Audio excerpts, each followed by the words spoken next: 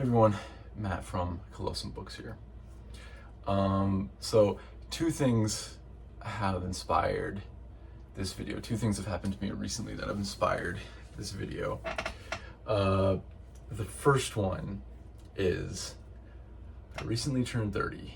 I turned 30 almost exactly a month ago, which I understand.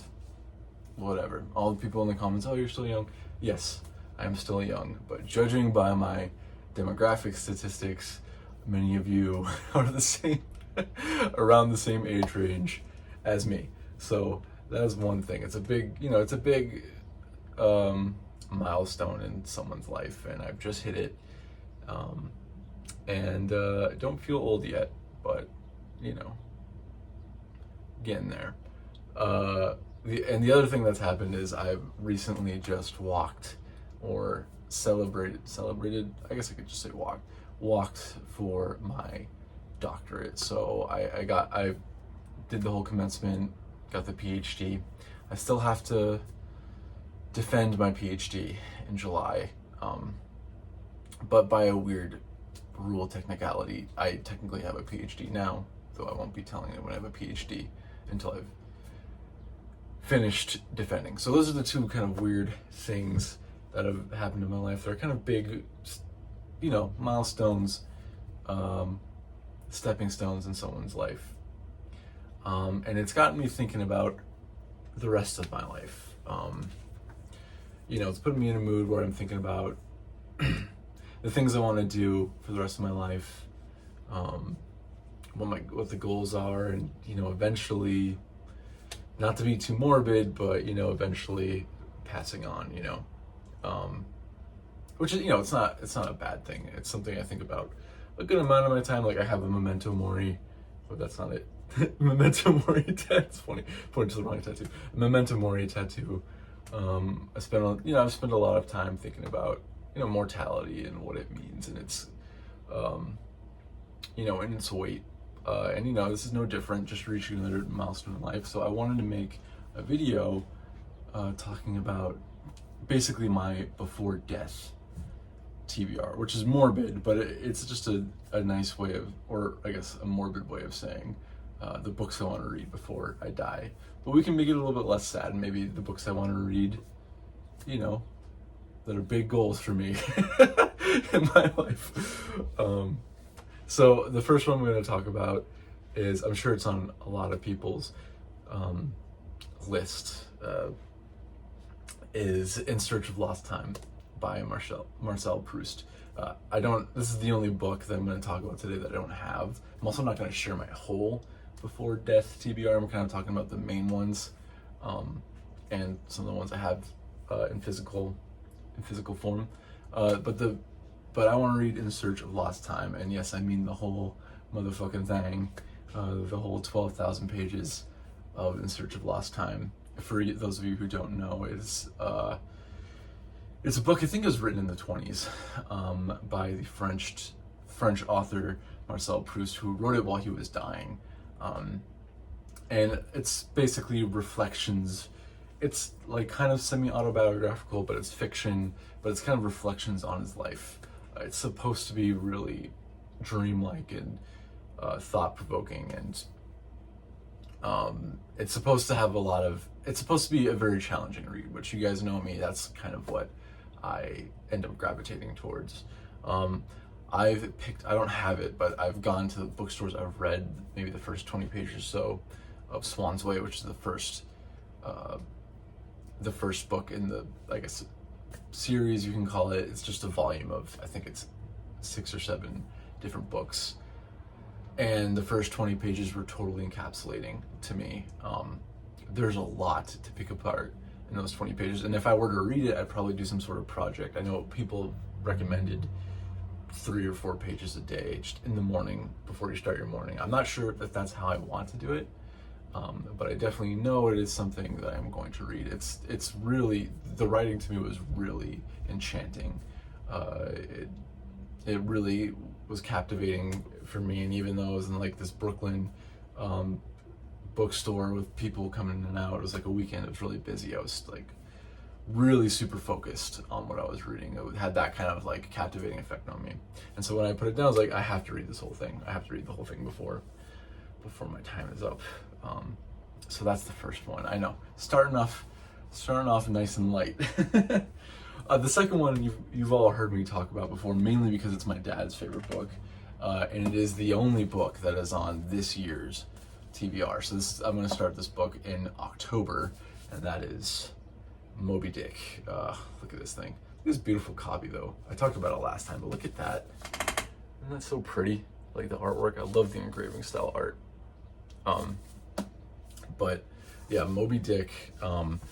Another book that I've read the first 20 or 30 pages of a bunch of times, just out of sheer like enjoyment. Like the writing style in this really clicks with me, and like I said, it's my dad's favorite book, so I'm gonna have to read it. My dad actually has a tattoo of one of the lines in this book.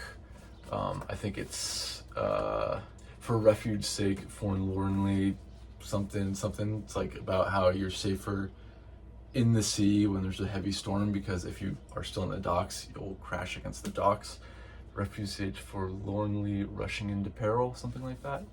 And a lot of people, when I say I want to read Moby Dick, they're like, why would you want to read that? It's like half whale facts. It's like a half encyclopedia about whales. And to which I reply, that sounds awesome. I mean, you know, I am getting my PhD. I love learning, you know, facts and, you know, weird niche knowledge and things like that. It's what really calls to me. And I understand that like the whale facts part of this book is really just kind of like a commentary on like obsession. So at least that's what I've been led to believe. I don't know. I have to read it really before I can say anything about it. But what I will say is I've read a couple of chapters out of here, and it really speaks to me. And again, it's my dad's favorite book, and I, you know, respect my dad's opinions a lot. So this is the only book that's on this year's TBR, and it'll be soon. So that's Moby Dick. This next one, I think it's going to be 2025. I have themes for the years, like my TBRs, and I think next year's is going to be Russian literature, which should give you a hint about this next one, but if not, then this will give you a hint. This fucking thing. Look at this. It's War and Peace. This thing is heavy, bro. What the? I got this, doesn't this just look comical? Like, look at how stupid this thing looks.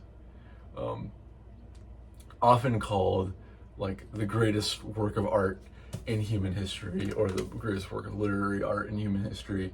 War and Peace is definitely on there. Like, I can like almost fit my whole hand on the spine. I picked this up last week. I got my grandparents, very nice of them, for my graduation. They got me gift cards from Barnes and Noble, so I used them to get this guy. How fucking beautiful is this version, by the way? It's so nice.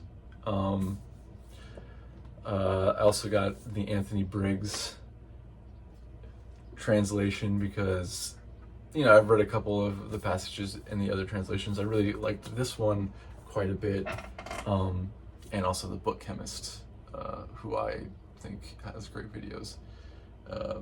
Recommended the Anthony Briggs version. But this one is also one I've been thinking about. This is like one of those books when I was a kid, I would be like, oh, like adults read that book. That's a book for an adults. And now I'm an adult, so. But just because people call this like the greatest work of art in human history, like, and because I like to read so much, it just feels like a shame if I go the rest of my life without reading this. But, you know, I have read sections out of it, I've read passages out of it, and it really did speak to me, and you know, I love learning about world history and things like that. So it just seems natural, even though I sometimes have a hard time getting through really long books. Y'all know I'm reading East of Eden right now. I'm like 500 pages in.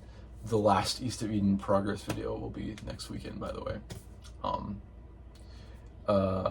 So this will probably be a struggle, but you know, I'll find a way.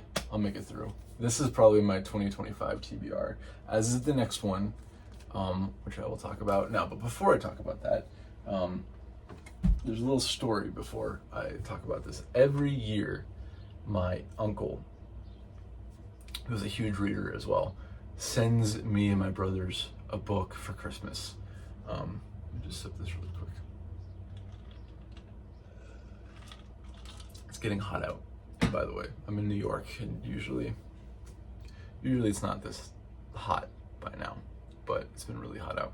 Anyway, every Christmas, my uncle sends us a book, and every year I do my due diligence and I read that book most of the time. I think 2 years ago he sent me The Road, which I'd already read, and the year before that he gave me Slaughterhouse-Five. This last year, though, he upped his game a bit, and he sent me the Brothers Karamazov by Dostoevsky. Kind of a presumptuous book to send someone because it's like 900 pages. And I think this is the Macduff translation. Yes, this is Macduff translation. So it's the translation I would have picked anyway.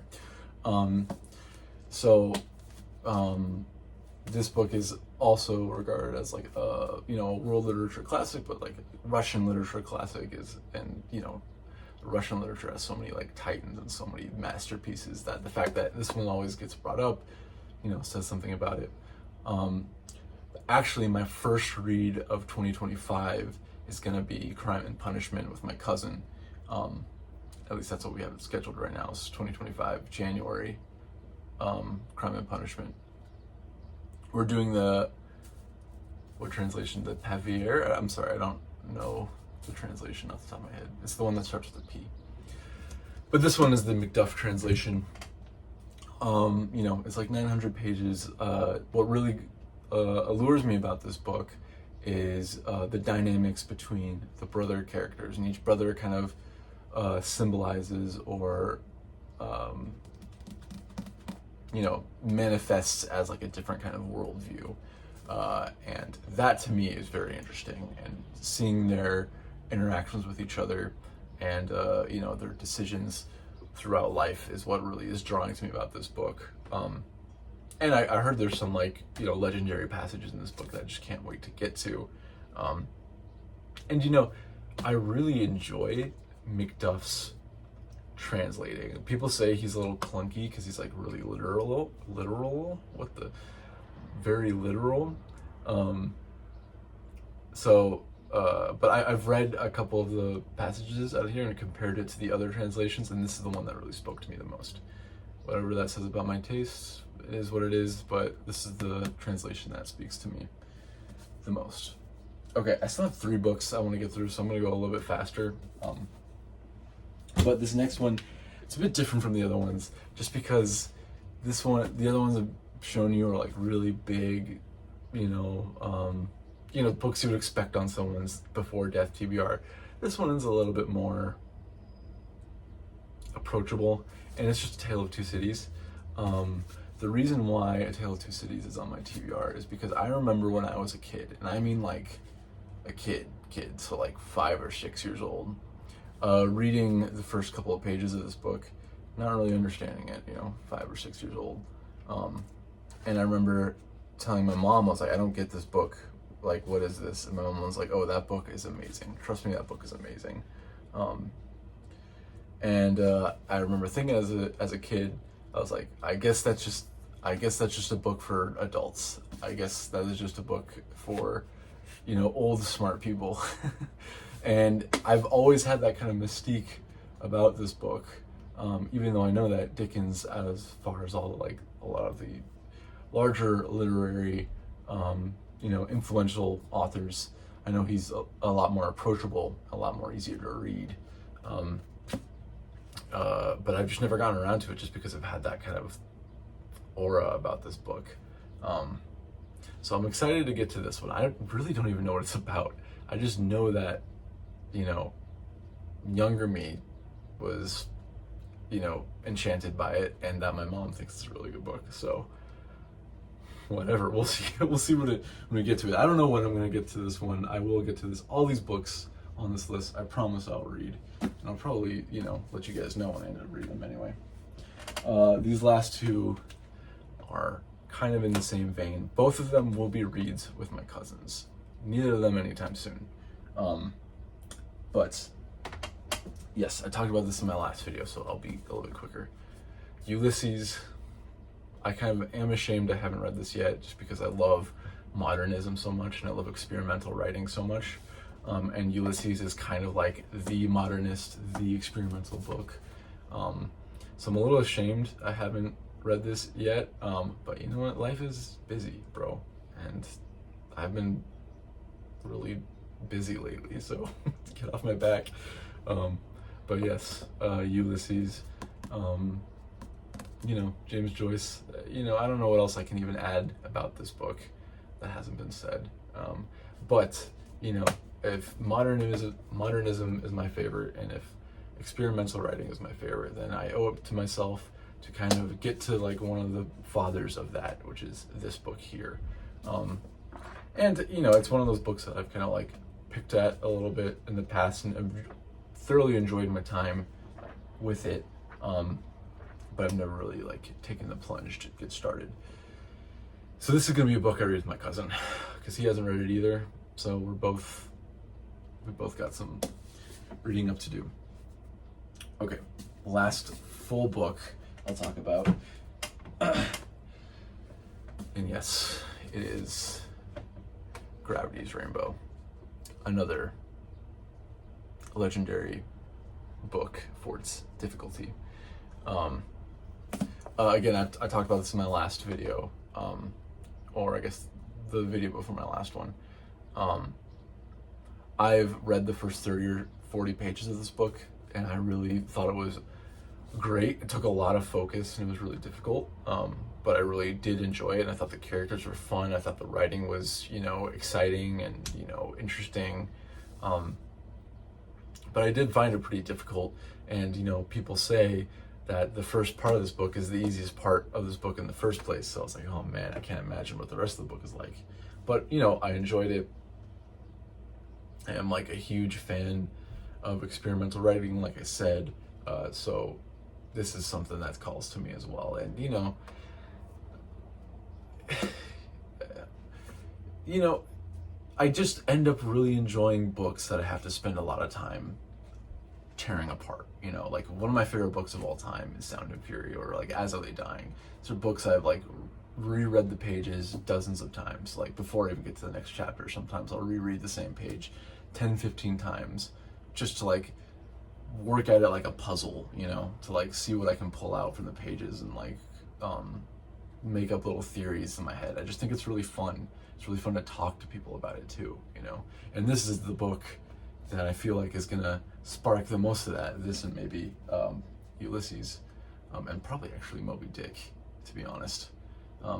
But I feel a little bit more comforted about this book because I'm gonna be reading it with my cousin, and you know, he enjoys talking about books the same way I do, and we'll be picking it apart together. So that's gonna be a good bonding moment, good literary exercise. So Gravity's Rainbow.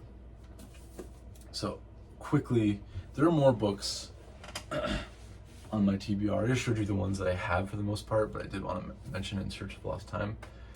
Other books on like 2666, you know, Don Quixote. Really big, really aspirational books, but kind of a little bit more loose vein. My two favorite writers who I've spoken about before, Faulkner and Toni Morrison. So it is a goal of mine to eventually get through all of their books. So I have Solomon here. This is maybe my favorite book of all time. It's in my top 5 for sure, easily. I love this book so much, actually. I was rereading passages in it the other day because in East of Eden, I was saying how chapter 24 is maybe my favorite chapter in all of literature. It reminded me of Song of Solomon chapter 5, which is just a masterpiece. That chapter is just a masterpiece, and it makes me want to go back and reread this, but I'm not going to. I got too much stuff to get to beforehand. But this is maybe my favorite book of all time.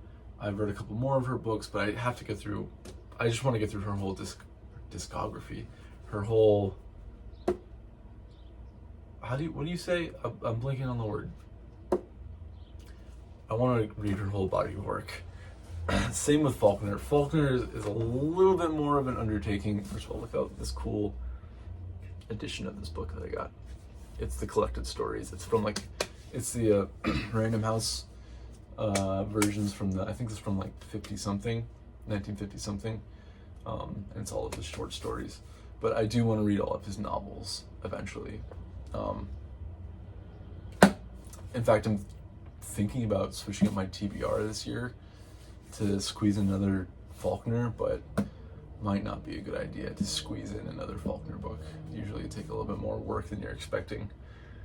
But, authors like these, like Morrison and Faulkner, are people who expect you to spend a little bit more time page to page and to spend a little bit more time thinking about what you've read. Is usually the work that inspires me the most, has me enjoying the process the most. The most enjoyable process I've ever had reading a book is going through The Sound and Fury, and working at it like it's a puzzle, So things like that really excite me and make me love reading.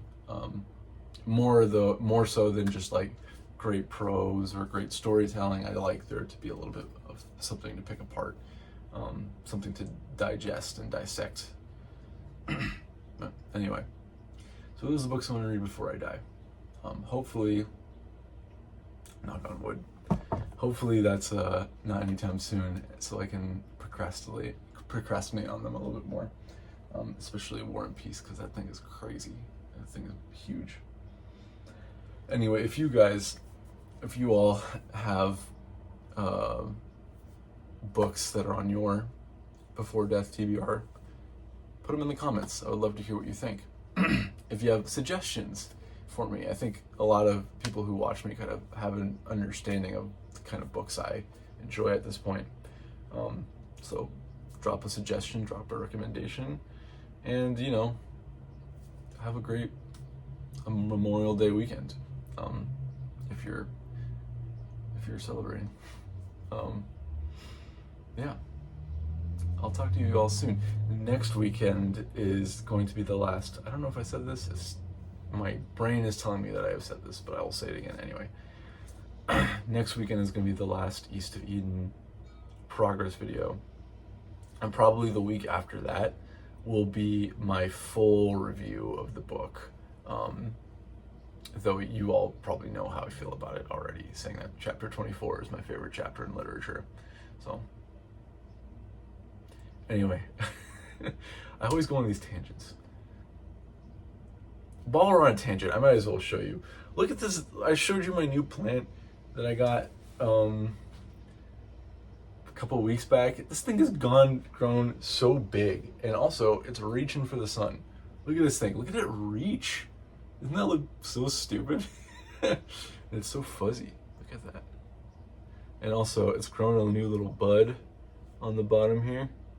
And it's so fuzzy. I don't know if you can tell. Oh, sorry. I don't know if you can tell. But this guy, he's cracking me up, man.